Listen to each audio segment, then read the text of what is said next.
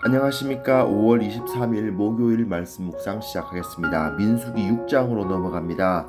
민수기 6장에서는 나실인법이 길게 다루어져 있는데요. 오늘은 나실인법의 앞부분 6장 1절에서부터 12절까지 말씀을 다루어 보겠습니다.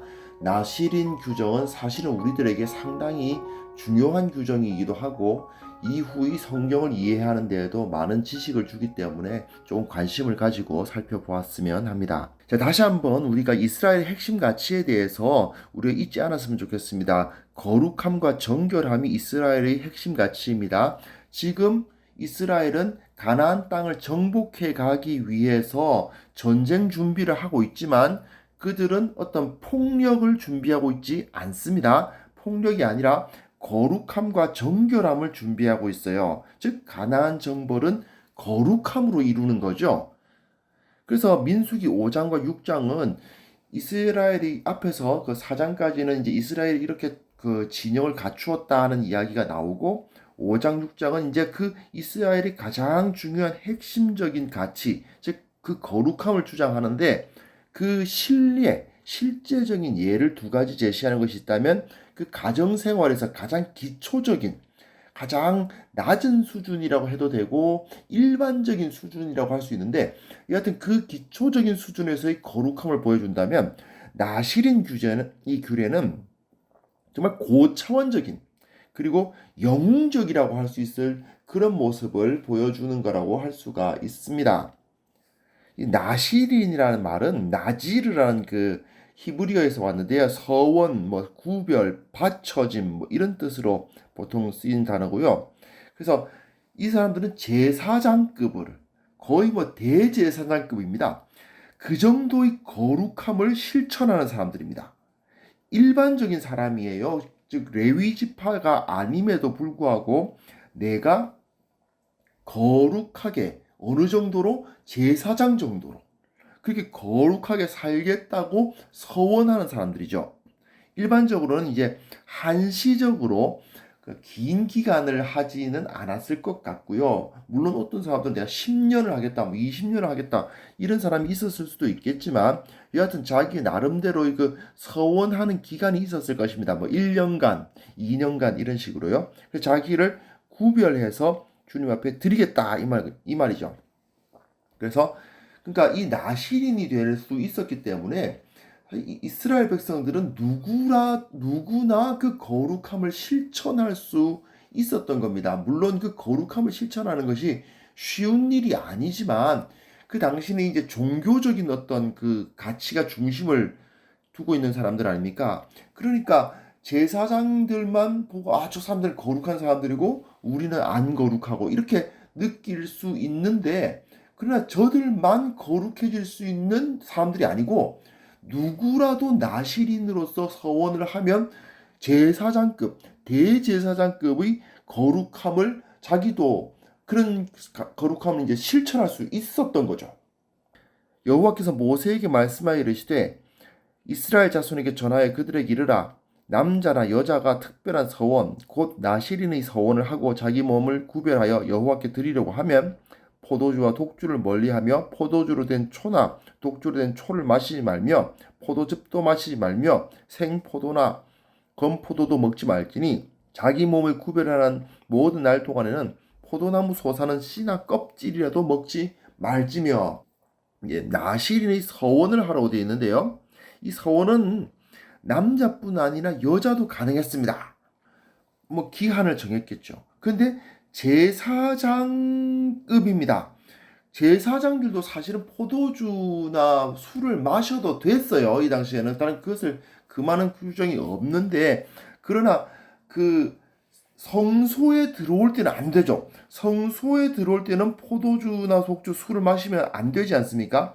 그런데 나실이는 마치 성소 안에 있는 제사장들처럼 술을 마시면 안 되었습니다. 술을 안 마시는 거예요. 제사장들도 사실 바깥에 자기가 그 성소를 섬기지 않을 때는 나가서는 술을 마셔도 됩니다만은 나실이는 아예 그 정한 기간 동안 1년이면 1년, 10년이면 10년 자기가 정한 그 서원한 그 기간 동안 완전히 성소 안에서 사는 제사장과 같은 존재가 되는 거예요. 그리고 더 심한 것, 포도와 관련된 모든 것은 다 못 먹습니다. 그 이유는 조금 애매한데요. 어, 아마도 포도라는 것 자체가 이제 그 술의 그 근원 아닙니까? 그 재료잖아요. 노아가 처음에 포도 심어가지고 왜 그 포도 먹고 취해서 실수했던 그 이야기도 창세기의 그 앞부분에 나와 있는 것을 봐도 이 포도라는 것 자체가 좀 술을 연상시키고 방탕함을 연상시키기 때문에 아예 포도와 관련된 그 씨나 껍질도 먹지 마라. 이건 안 먹는 부분이에요. 사실은 안 먹는 부분인데 그것까지도 먹지 말라는 거죠. 그 정도로 철저하게 자신을 지키는 삶을 요구받고 있습니다. 그 서원을 하고 구별하는 모든 날 동안은 삭도를 절대로 그의 머리에 대지 말 것이라. 자기 몸을 구별하여 여호와께 드리는 날이 차기까지 그는 거룩한즉 그의 머리털을 길게 자라게 할 것이며 자기의 몸을 구별하여 여호와께 드리는 모든 날 동안은 시체를 가까이 하지 말 것이요 그의 부모 형제 자매가 죽은 때에라도 그로 말미암아 몸을 더럽히지 말 것이니 이는 자기의 몸을 구별하여 하나님께 드리는 표가 그의 머리에 있음이라. 자기의 몸을 구별하는 모든 날 동안 그는 여호와께 거룩한 자니라. 여호와께 거룩한 자입니다. 이 사람은 머리카락을 깎지 않습니다. 앞서 말씀드렸던 것처럼 마치 성소 안에서 섬기는 상태에 있던 그 제사장처럼 완벽하게 자기를 거룩하게 지킬 뿐 아니라 머리카락을 깎지 않는다는 특징도 갖고 있어요. 그러니까 제사장보다 더 힘듭니다. 사실은 머리카락 안 깎습니다. 왜냐하면 이 부분을 제물로 바칠 거거든요. 제사장도 제물에게 안수를 해서 그 제물을 대신 바치는데 이 사람은 이 나시리는 자기 몸을 제물로 바치고자 하는 사람이에요. 하지만 하나님께서는 인신제사, 사람의 피를 흘려서 제사를 드리고 하는 걸 아주 싫어하시니까 그러니까 다 내 몸을 그 제물로 드리고 싶지만 그게 불가능하니까 내 머리카락을 몇 년 동안 이렇게 뭐 어느 정도 그 서원한 기간 동안 길러서 그 머리카락을 하나님께 태워드리겠다. 이런 마음을 갖고 있는 거죠. 그래서 어떤 경우에라도 시체를 가까이 할 수 없습니다. 시체를 가까이 하면 부정해지잖아요. 근데 그 부정해지는 것을 완벽하게 차단합니다. 그런데 자기 부모나 형제가 죽었을 때라도 그로 말미암아 몸을 더럽힐 수가 없어요. 이거는요, 대제사장에게, 제사장도 아니고 대제사장에게 요구되는 규례입니다. 즉 나시리는 대제사장급으로 자기를 완벽하게 거룩하게 만들려고 노력해야 되는 사람들이다 이거죠. 누가 갑자기 그 곁에 죽어서 스스로 구별한 자의 머리를 더럽히면 그의 몸을 정결하게 하는 날에 머리를 밀 것이니 곧 7째 날에 밀 것이며 8째 날에 산비둘기 2마리나 집비둘기 새끼 2마리를 가지고 회막문에 와서 제사장에게 줄 것이요 제사장은 그 하나를 속죄 제물로 하나를 번제물로 드려서 그의 시체로 말미암아 얻은 죄를 속하고 또 그는 그날에 그의 머리를 성결하게 할 것이며 자기 몸을 구별하여 여호와께 드린 날을 새로 정하고 1년 된 수장을 가져다가 속건 제물로 드릴지니라. 자기의 몸을 구별할 때에 그의 몸을 더럽혔은즉 지나간 기간은 무효니라. 나시린의 머리가 더럽혀집니다. 의도치 않게 자기가 그렇게 하려고 한 것도 아니고 의도치 않게 시체에 접촉했을 경우 그 머리카락은 하나님께 드릴 수 없게 됩니다. 부정해지는 거죠. 그러니까 그 머리카락을 정결하게 만드는 거예요. 사실 자기 몸을 정결하게 만드는데 자기 몸을 하나님께 드리는 것을 상징으로서 그 머리카락을 태우는 거니까 그 머리카락이 더러워졌다는 말은 결국 그 사람이 나시린으로서 더러워졌다는 말이죠. 그래서 일단 7일 동안 정결 기간을 보냅니다. 그리고 그 머리카락을 밀어요. 이게 7일 동안의 정결 기간, 이것도 사실은 제사장의 모습을 떠올리게 하는 것 아닙니까? 제사장이 처음 섰을 때 7일 동안 그 성소 밖으로 나가지 못하고 거기서 계속 제물을 드리는 시간을 보내야 되는 것과 비슷합니다. 그리고 머리카락을 밀어버립니다. 그 머리카락은 더러워졌으니까 내버립니다. 그리고 새 2마리로 속죄제와 번제를 드리고 1년 된 수장으로 속건제, 속건제란 것은 그 죄값을 치르는 건데 자기가 의도치 않게 시체에 접촉했을 때라도 그 죄값을 치러야만 했습니다.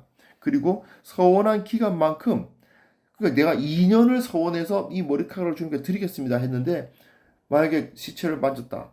그러면 꼼짝없이 다시 그 머리카락 밀어버리고 다시 2년을 시작해야 되는 거예요. 이렇게 철저하게 완전히 일반인이지만 제사장과 같은, 아니 제사장보다 더 심할 정도의 거룩함을 지키는 것, 그게 바로 나실인 규정이었습니다. 자, 나실인 규정의 의미에 대해서 한번 생각해 볼 필요가 있습니다. 이스라엘 백성들이 도달할 수 있는 거룩의 수준은 어디까지냐? 대제사장입니다.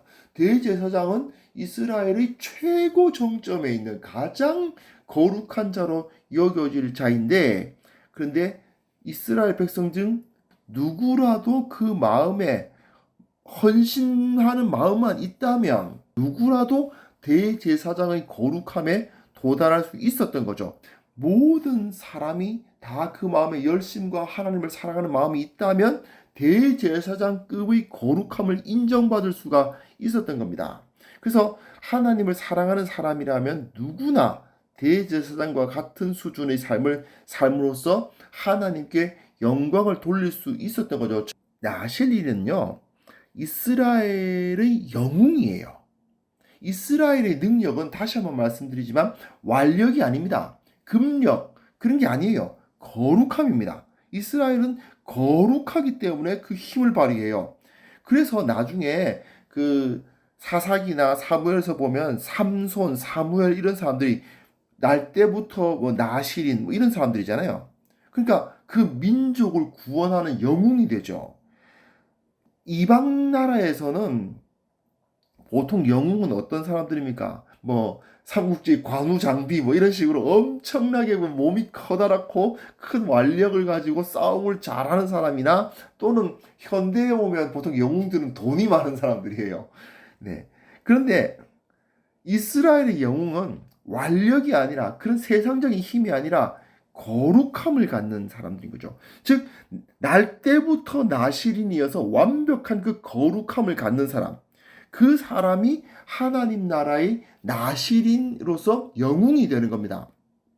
그리고 나실인은 대제사장이나 제사장이나 뭐 레위인이나 이런 식으로 태어날 때부터 정해진 사람만 될 수 있는 것이 아니라 하나님의 거룩함을 추구하는 사람은 누구나 나실인이 될 수 있음으로써, 즉 이스라엘의 영웅이 될 수 있었던 겁니다. 하나님의 백성은 완력을 키우거나 금력을 갖거나 정치적 권력을 가지는 것이 아니고 세상적인 힘을 가지고 싸우는 것이 아니라 하나님 앞에서 거룩한 삶을 살아감으로써 그 나라의 영웅이 되는 거예요. 세상에선 영웅이 되려고 힘을 가지려고 하고 돈을 가지려고 하지만, 우리는 하나님 나라의 영웅이 되기 원한다면 거룩함을 추구해야 하는 거죠. 우리가 진정으로 하나님 앞에서 정말 하나님의 그 사랑에 보답하고 그분께 조금이라도 어떤 하나님 나라에 기여하기를 원한다면 거룩함을 추구할 때 그것이 가능하다라는 사실을 이 나실인 규정이 잘 보여주고 있습니다. 우리가 이런 영웅, 진정한 영웅으로서의 삶을 한번 영웅 심리를 가지시라는 말이 아니고 진정한 하나님 나라의 영웅이 한번 되어보겠다, 그런 마음을 품을 수 있지 않겠습니까?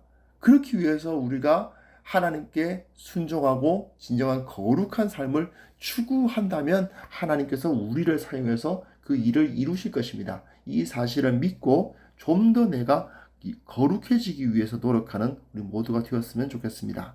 하나님 아버지, 나실인 규정을 묵상함으로써 우리가 좀 더 주님 앞에 온전한 모습으로 서고 그것을 통해 하나님 나라에 기여하는 자들이 되기를 원합니다. 우리를 사용하여 주옵소서. 예수님의 이름으로 기도합니다. 아멘.